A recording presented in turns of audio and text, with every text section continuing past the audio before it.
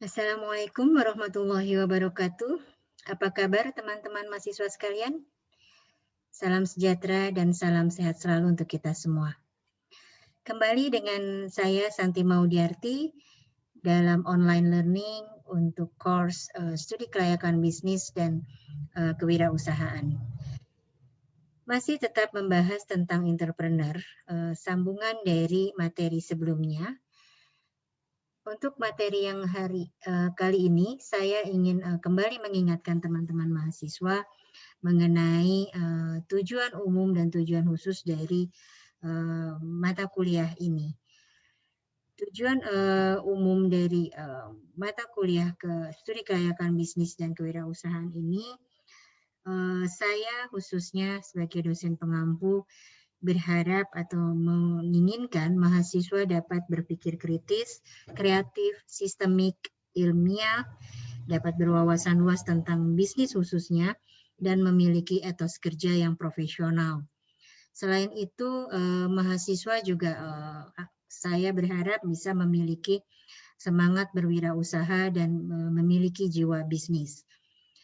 Tujuan umum selanjutnya adalah diharapkan mahasiswa sekalian memiliki kesadaran akan pentingnya ilmu pengetahuan untuk memulai dan mengembangkan suatu bisnis. Tujuan umum selanjutnya diharapkan pula mahasiswa sekalian pun memiliki kesadaran untuk merubah budaya kerja yang tadinya hanya mencari pekerjaan atau melamar pekerjaan berubah menjadi budaya kerja yang bisa menciptakan pekerjaan dan menciptakan lapangan pekerjaan untuk masyarakat sekitarnya dan masyarakat luas lainnya. Yang paling terakhir dari tujuan umum ini adalah diharapkan sekali mahasiswa mampu untuk mandiri. Sementara tujuan khusus dari mata kuliah studi kelayakan bisnis atau tujuan khusus dari kewirausahaan adalah diharapkan mahasiswa dapat atau agar memiliki minat, kemauan, dan kemampuan menjadi wirausahawan atau wirausahawati. Mampu atau dapat termotivasi untuk mendirikan usaha, terutama usaha kecil dan menengah yang sekarang sedang digalakkan oleh pemerintahan kita karena ternyata usaha kecil menengah ini menjadi pondasi untuk mengembangkan perekonomian satu negara, terutama di negara-negara berkembang. Selanjutnya tujuan khusus dari mata kuliah ini adalah agar para mahasiswa memahami teknik untuk mendirikan usaha dan bagaimana cara membaca peluang usaha serta menjalankan usaha secara profesional. Dan yang terakhir, tujuan khusus ini adalah mampu merancang rencana wirausaha ke depan dimulai dari sekarang. Bisnis, kalau kita bicara bisnis itu sebenarnya adalah satu singkatan dari paparan dari usaha itu sendiri. Saya mengkategorikan bisnis di sini adalah untuk B-nya, berarti bisnis di sini harus berbasis ilmu. Mengapa harus berbasis ilmu? Karena jika kita membuka satu usaha tidak dibarengi oleh pengetahuan yang kita miliki tentang usaha tersebut, maka bisa jadi usaha tersebut yang kita dirikan tersebut akan lebih cepat tutup atau akan lebih cepat kolaps, atau bahkan jika kita sebagai pemasok dananya atau kita sebagai pemberi dananya, bisa jadi juga kita akan dibohongi oleh orang yang menjalankan bisnisnya dengan menggunakan uang kita. Contohnya saja, pada saat kita ingin mendirikan satu bisnis, katakanlah di sini adalah kita mau membuka bisnis tentang kopi kekinian. Untuk membuka satu toko kopi atau katakan kafe yang isinya adalah hanya menjual kopi-kopi kekinian, minimal kita harus mengetahui pengetahuan tentang kopi. Bagaimana ciri-ciri dari kopi robusta? Bagaimana ciri-ciri dari kopi arabica? Lalu kopi arabica itu sendiri terdiri dari kopi jenis apa saja? Lalu bagaimana cara membuat kopi yang baik dan benar? Lalu bagaimana tingkat kepanasan dalam membuat kopi agar haruman kopi atau kualitas kopi itu tidak rusak? Minimal kita memiliki ilmu-ilmu tersebut. Itu contohnya teman-teman mahasiswa sekalian. Lalu untuk I-nya di sini adalah saya katakan sebagai inovatif. Kenapa dalam satu usaha kita harus memiliki inovatif? Itu sangat penting.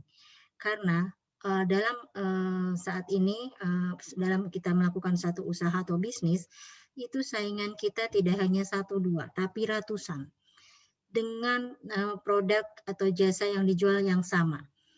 Jadi jika kita tidak memiliki inovasi atau kebaruan atau sesuatu yang beda atau sesuatu yang unik dari produk atau jasa yang kita jual, maka bisnis kita pun akan tertindas, dalam arti akan menghilang dengan sendirinya karena tidak memiliki keberbedaan atau tidak memiliki sesuatu yang beda dibanding produk-produk yang lainnya. Karena supaya teman-teman mahasiswa ketahui, konsumen atau pelanggan atau katakan orang-orang yang memakai produk atau jasa kita itu biasanya dia ingin mencoba hal-hal yang baru, ingin mencoba sesuatu yang baru, yang murah, yang berkualitas dan bagus. Itu adalah keinginan dari setiap para konsumen. Jadi katakan kalau tadi adalah kita ingin membuat usaha tentang kopi, usaha yang berkaitan dengan kopi, maka buatlah minuman yang dari kopi yang beda dengan minuman kopi-kopi yang lain. Karena sekarang itu macam-macam kopi yang berkaitan dengan kopi kekinian. Mungkin katakan di sini ada kita menjual adalah kopi dalgona. Oke, dalgonanya tidak dari lagi kopi Nescafe, tapi bisa jadi dari kopi yang jenisnya yang lain. Lalu ditambahkan topping-topping yang berbeda pula. Nah, itu seperti itu. Jadi ada satu ciri khas atau keunikan dari produk dan jasa kita yang dimana di sini diharapkan para pengusaha atau para pembisnis ini memiliki kreativitas yang bagus. Lalu S di sini adalah strategi. Karena kenapa harus ada strategi? Karena dengan kita memiliki strategi dalam dunia usaha ini, strategi ini bisa membuat bisnis kita, usaha kita menjadi maju, bisa berkembang dengan baik. Tapi asalkan tadi strategi yang dibuat ini cocok, strategi yang dibuat ini memang pas untuk produk atau jasa yang kita jual. Jadi pada saat kita menentukan strategi, kita harus jeli juga melihat peluang usaha yang ada. Kita juga harus jeli melihat karakteristik dari para konsumen kita. Kita pun harus jeli dan mengetahui dengan detail produk dan jasa yang kita jual dengan baik. Nah, strategi-strategi inilah yang diharapkan atau diterapkan sejak awal kita membuka atau membuat satu usaha. Contoh misalnya, untuk saat ini dunia usaha sudah katakan sudah sangat berkembang. Jadi banyak orang menggunakan strategi-strategi, apalagi jika kita dihubungkan dengan pandemi sekarang. Itu sudah menggunakan strategi-strategi penjualan secara digital marketing. Nah, itu salah satu strategi yang digunakan oleh para pembisnis. Yang selanjutnya, N-nya di sini adalah niat yang kuat. Niat yang kuat ini adalah pondasi atau akar yang sangat dapat membuat satu usaha itu bisa berkembang atau bisa jadi tutup sama sekali, gitu kan. Karena kenapa? Karena kita tidak punya niat yang kuat, maka pondasi kita dalam berusaha itu akan turun naik. Jadi kalau kita punya niat yang kuat, ibarat katakan misalnya bisnis kita selalu tidak mendapatkan keuntungan atau katakan tidak balik modal, itu kalau kita punya niat yang kuat di awalnya atau pondasi yang kuat, maka kedepannya pun kita akan bisa memperbaiki usaha kita dengan secara profesional atau dengan baik. Selanjutnya, bisnis I di sini adalah informasi dan teknologi. Seperti yang tadi saya katakan, contoh dari strategi adalah mulai menerapkan, para pembisnis menerapkan tentang digital marketing.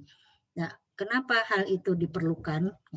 Dalam kita membuat usaha, sekarang di bidang usaha itu sangat penting sekali sudah mulai menerapkan informasi dan informasi dan teknologi ini. Karena di revolusi 4.0 ini semua mengarah sudah kepada digitalisasi.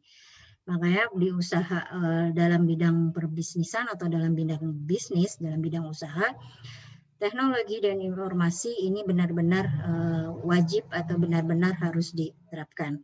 Kita harus sudah mulai menggunakan artificial intelligence yang berupa aplikasi-aplikasi yang mempermudah kita sebagai penjual atau produsen dan mempermudah konsumen untuk berbelanja dan sebagainya. Salah satu yang banyak digunakan di dunia bisnis adalah yang berkaitan dengan informasi dan teknologi, ini adalah kita sebutnya sebagai digital marketing. Yang terakhir di sini adalah setiap saat. Teman-teman mahasiswa, pada saat kita memutuskan ingin menjadi seorang pengusaha, ingin membuka satu usaha, berarti kita harus punya komitmen kuat di mana kita harus berkomit dengan usaha kita, berkomit dengan usaha yang kita lakukan itu kita harus pantau, kita harus perhatikan, kita harus mengikuti perkembangannya selama 24 jam. Selama 24 jam di mana saja dan kapan saja. Itu arti dari bisnis atau apa yang harus kita lakukan dalam kita melakukan usaha atau bisnis. Selanjutnya teman-teman sekalian, ada pertanyaan yang selalu saya tanya selalu setiap saat pada saat saya mengampu mata kuliah ini. Saya selalu menanyakan, teman-teman mahasiswa sekalian, apa yang akan Anda lakukan setelah lulus sarjana? Banyak sekali macam jawabannya. Ada yang ingin menjadi pengusaha, ada yang ingin menjadi karyawan dan sekaligus pengusaha, dan ada yang ingin menjadi karyawan atau mencari pekerjaan saja. Dan dari antara tiga hal yang jadi jawaban teman-teman mahasiswa sekalian, itu adalah yang paling banyak ini adalah 95% menjawab ingin mencari pekerjaan atau karyawan. Dan 3,35% itu menjawab menjadi pengusaha sekaligus karyawan. Tapi untuk menjadi pengusaha dan karyawan, kita harus punya fokus yang besar, punya fokus yang betul-betul bisa memilah antara pekerjaan menjadi karyawan dan menjadi seorang pengusaha. Dan ini biasanya kebanyakan yang mereka menjadi pengusaha dan karyawan ini biasanya banyak yang tidak fokus dan akhirnya usahanya adalah terlantar dan akhirnya dikerjakan oleh orang-orang sekitarnya yang untuk menjalankan usaha tersebut. Nah, apalagi sebagai seorang pegawai negeri sipil atau PNS, itu sekarang tidak dibolehkan memiliki satu usaha atau menjadi seorang pengusaha. Mereka harus benar-benar menjadi PNS murni. Yang sisanya, supaya teman-teman mahasiswa ketahui, hanya 1,65% yang setelah lulus sarjana mengatakan atau sudah memulai menjadi pengusaha atau entrepreneur. Hanya 1,65%. Kenapa hal itu terjadi? Fakta di lapangan mengatakan ternyata motivasi di kalangan mahasiswa rendah. Rendah dalam arti mereka sangat tidak memilih menjadi seorang pengusaha karena mereka anggap kalau menjadi seorang pengusaha mereka harus punya modal yang besar sekali. Mereka harus punya tempat, mereka harus punya link yang bagus gitu kan. Tapi kenyataannya sebenarnya tidak perlu menjadi pengusaha itu sebenarnya tidak perlu modal yang besar dalam bentuk money atau dalam bentuk uang sebenarnya. Tapi modal katakan kita mempunyai kreativitas, kita mempunyai pemikiran yang punya pemikiran yang unik, yang beda dengan yang lain, itu sebenarnya adalah bisa juga dijadikan modal dari satu usaha, di mana ide-ide yang cemerlang, ide-ide yang kreatif, ide-ide yang unik tadi bisa kita berikan kepada orang-orang yang memiliki uang banyak, ingin membuka usaha tapi tidak tahu harus buka usaha apa. Itu bisa kita lakukan seperti itu. Lalu ke orientasinya, karena tadi motivasi di kalangan mahasiswa rendah untuk menjadi seorang pengusaha, karena orientasi teman-teman mahasiswa kebanyakan adalah hanya mencari pekerjaan. Dan akhirnya itu akan menambah jumlah pengangguran bertambah. Padahal kenyataannya sebetulnya peluang kerja itu banyak. Tapi link ke bursa kerja ternyata terbatas. Kenapa? Karena tadi tidak ada kreativitas yang beda, tidak ada kreativitas yang mau ditumbuhkan oleh teman-teman mahasiswa sekalian. Peluang kerja sebenarnya banyak, tidak hanya pekerjaan di kantor ya, tidak hanya sebagai pekerjaan PNS saja atau pekerjaan di menjadi seorang manajer dan sebagainya. Itu sebenarnya peluang kerja itu banyak sekali, tapi tidak diketahui linknya ke bursa kerjanya itu terbatas adalah karena tadi banyak teman-teman mahasiswa sekalian menutup dirinya untuk membeda dengan yang lain atau untuk katakan maunya adalah ya sudah standar saja atau ikutin yang lain saja, bursa kerja yang ngelamar ke perusahaan-perusahaan yang menurut mereka itu perusahaan yang akan menjanjikan masa depan yang besar. Itu tidak salah ya, saya tidak menyalahkan itu, tapi alangkah baiknya jika mulai saat ini teman-teman mahasiswa sudah membuka pola pikirnya, membuka mindset-nya bahwa peluang kerja itu bisa diciptakan sehingga kita tidak lagi harus mengantri berjam-jam atau mengantri di antara ribuan orang atau ratusan orang untuk di bursa kerja mencari pekerjaan tersebut. Gitulah mahasiswa sekalian. Selanjutnya adalah kenyataannya kalau tadi kita bicara adalah 1,65% yang memilih untuk menjadi pengusaha, sementara ada ketentuan bahwa satu negara akan maju perekonomiannya, satu negara income pendapatan per kapitanya akan naik, akan bagus dan akan stabil jika ada 2% dari jumlah populasi masyarakatnya yang menjadi pengusaha. Sementara Indonesia itu baru 1,65%. Sementara jumlah penduduk Indonesia di tahun 2018 ini adalah data di tahun 2018, teman-teman sekalian. Itu ada 267 juta penduduk ya. Bisa dibayangkan kita hanya 1,65%.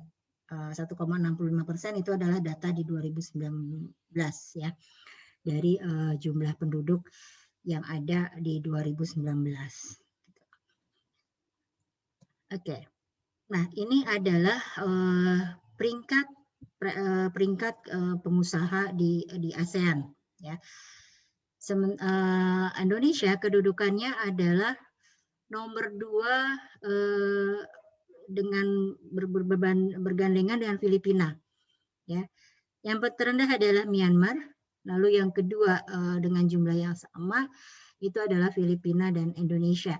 Antara Filipina dan Indonesia hanya berbeda 0,075 ini di sini ya. Hanya sedikit sekali. Mereka adalah di Indonesia dan Filipina ini nomor 2 terendah di ASEAN. Itu di tahun 2019 ya. Di ASEAN ini.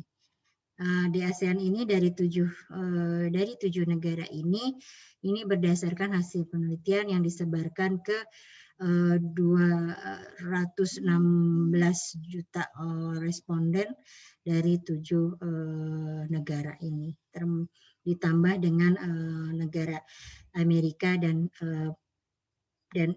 Amerika dengan Perancis gitu, respondennya. Nah, itu adalah datanya gitu kan.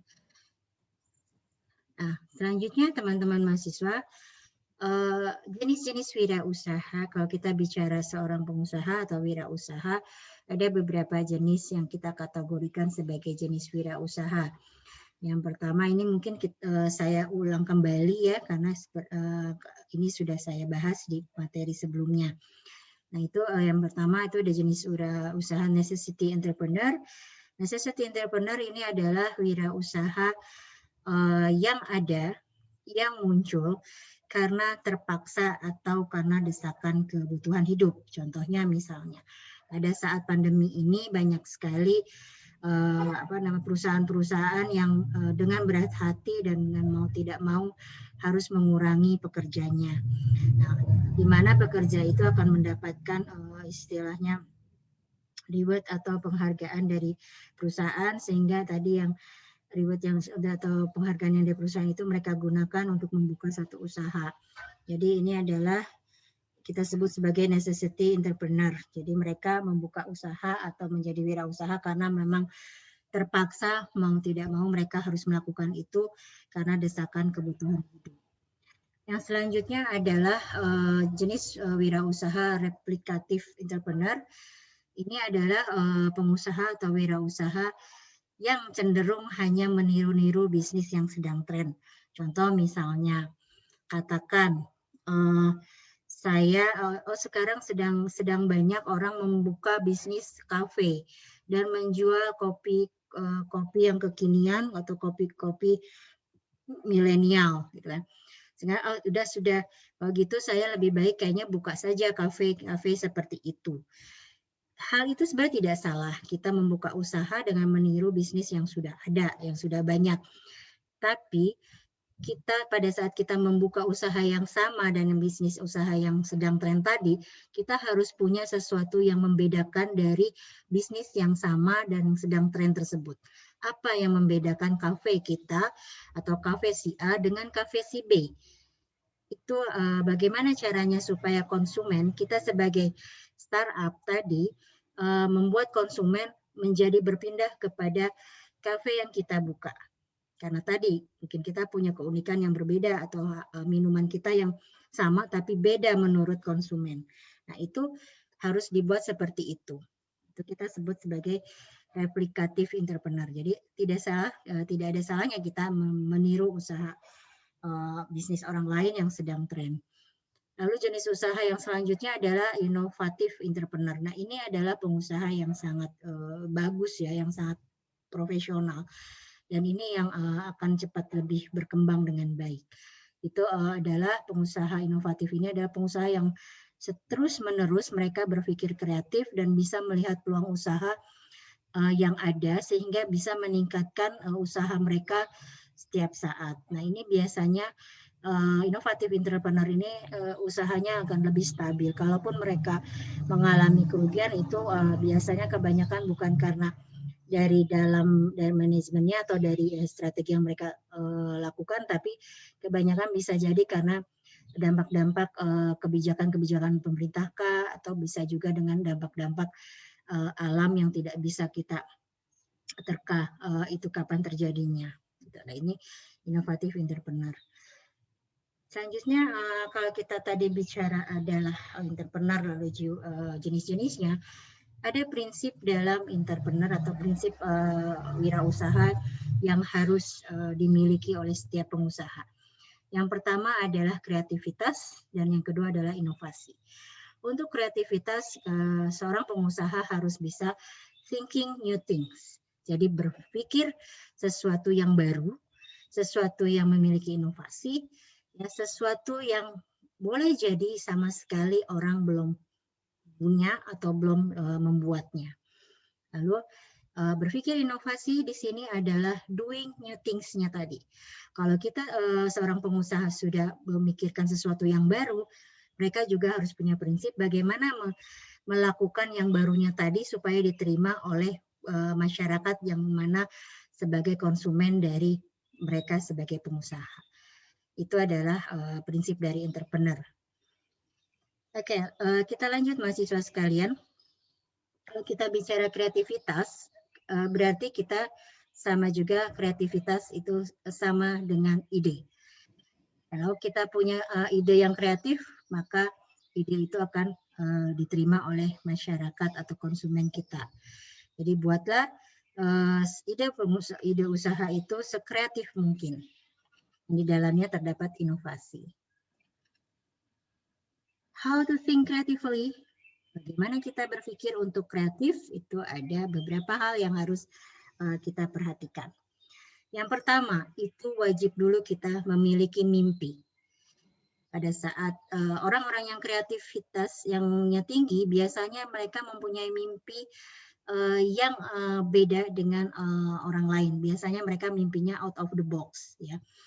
Nah, jadi kedua, setelah kita tadi mempunyai mimpi yang beda dengan orang lain, seorang juga yang kreativitasnya ingin tinggi, kita harus coba mulai melatih untuk berpikir out of the box.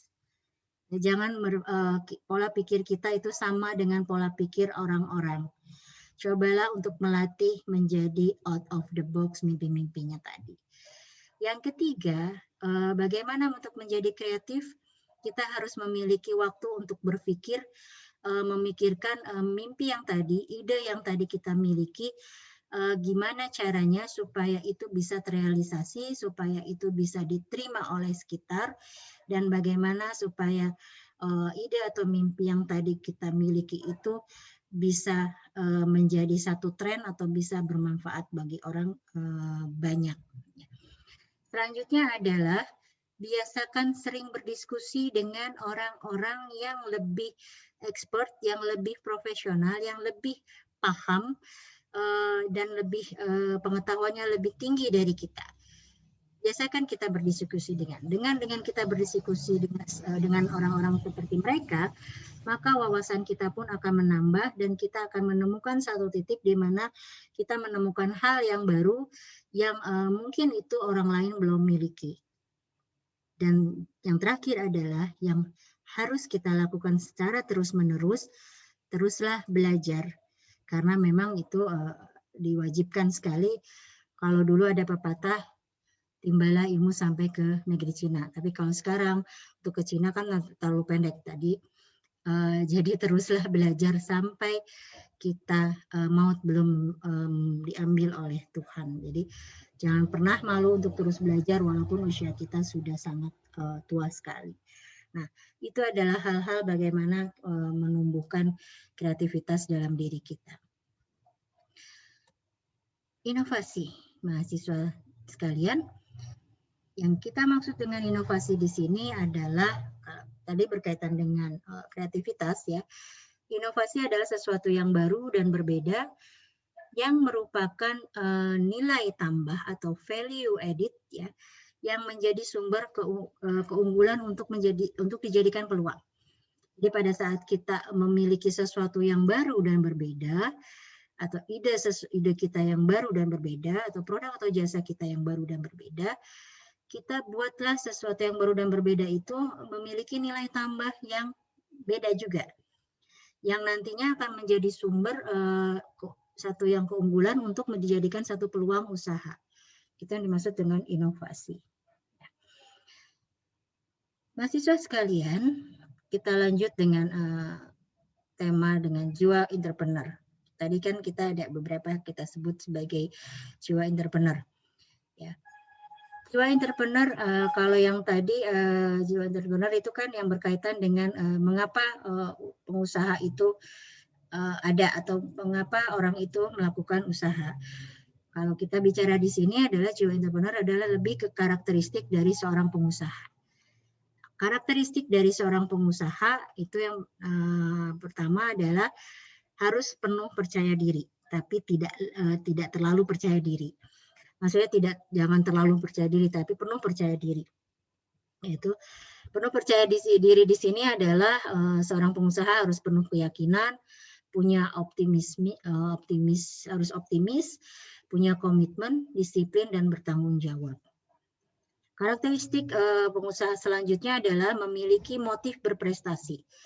Nah, memiliki motif berprestasi ini, para pengusaha harus punya motivasi untuk terus melakukan hal-hal yang baru, untuk melakukan hal-hal yang profesional, melakukan hal-hal yang memang akan ada kebermanfaatan untuk produk atau jasa yang pengusaha jual atau yang pengusaha berikan kepada atau perkenalkan kepada para konsumen atau pelanggan. Di mana semuanya motif berprestasinya ini harus futuristik, harus ke depan. Ya. Pandangannya, pembuatannya harus melihat ke depan, tidak saat ini saja yang dipikirkan, tapi sudah jauh ke depan. Ya. Selanjutnya berani mengambil resiko. Ini sangat perlu dimiliki selain karakteristik yang lain. Pengusaha ini harus benar-benar berani mengambil resiko. Berani mengambil risiko di sini berarti seorang pengusaha harus penuh perhitungan dan harus menyukai tantangan. Karakter selanjutnya adalah memiliki jiwa kepemimpinan, di mana seorang pengusaha harus berani tampil beda, dapat dipercaya, dan tangguh dalam bertindak. Yang selanjutnya teman-teman mahasiswa sekalian, kalau tadi kita sudah bicara tentang karakteristik pengusaha atau wirausaha, ada modal yang harus dimiliki oleh entrepreneur. Modal entrepreneur di sini adalah modal yang berwujud atau tangible dan modal intangible atau tidak berwujud. Yang tangible sudah jelas itu adalah uang dan barang, dalam arti di sini uangnya itu bisa dalam uang yang pribadi kita keluarkan atau uang berupa pinjaman atau barang, begitu juga dengan barang. Tapi intangible yang kedua adalah modal entrepreneur adalah yang intangible itu lebih kepada intelektual. Jadi yang tadi sebelumnya saya katakan bahwa tidak semua pada saat kita memutuskan atau mau membuat satu usaha harus memiliki uang atau barang.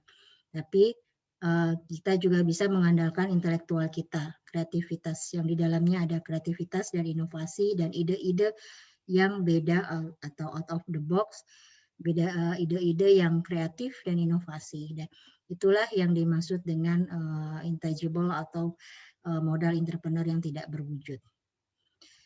Demikianlah mahasiswa sekalian paparan tentang entrepreneur yang saya sudah bahas di minggu lalu dan saya bahas kembali, saya kulik kembali di materi yang sekarang.